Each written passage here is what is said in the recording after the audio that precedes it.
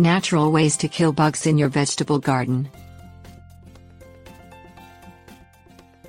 Organic gardening does not mean you cannot use chemicals to control insect pests.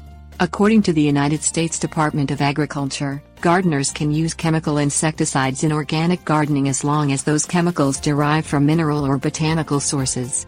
Though natural and safe for the environment, mineral and botanical pesticides require special safety precautions for use. Nicotine sulfate. Nicotine sulfate, a tobacco plant extract, works on contact when the substance is easily absorbed into pest insect bodies. The extract works by causing an interference between nerves and muscles, effectively causing pest insects' organs to stop. This natural pesticide product is effective at controlling aphids, spider mites and thrips, among other parasitic insects. To apply nicotine sulfate, dilute the liquid form with water and spray on or dust the powdered form onto the plants. Wear gloves and cover your face, eyes and skin to prevent contact with the substance, which is highly toxic to humans and animals. Sabadilla. Derived from seeds of the Sabadilla lily, this botanical insecticide is one of the least toxic natural pesticides, safe enough to use on edible crops just days before harvest.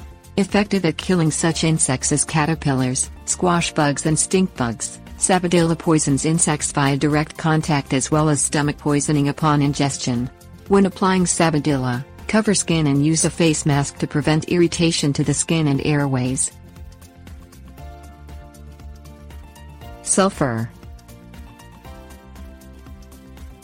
Labeled for use on apples, beans, cherries, grapes, peaches, peas, potatoes and tomatoes, sulfur provides a non-toxic, natural insecticide for vegetable gardens.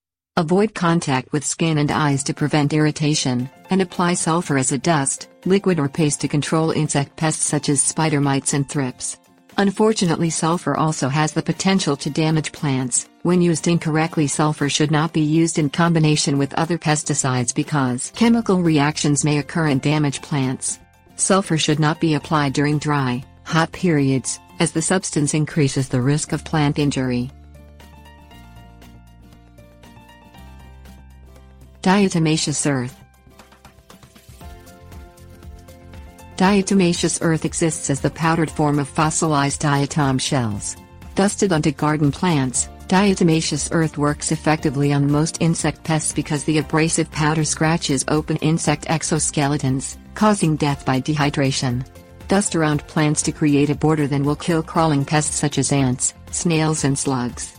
Diatomaceous earth may cause skin and airway irritation, so always wear gloves and a face mask when applying this relatively non-toxic insecticide.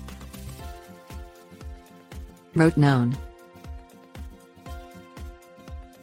Derived from the roots of Daris and cube plants in Asia and South America, rotenone results in stomach and on-contact poisoning of insects. Insects affected by rotenone include aphids, beetles and caterpillars. Although safe to use on garden crops because it wears off quickly and does not form a residue on plant leaves or fruits, rotenone is moderately toxic to mammals. To use rotenone safely, always wear a face mask to prevent irritation to the airways.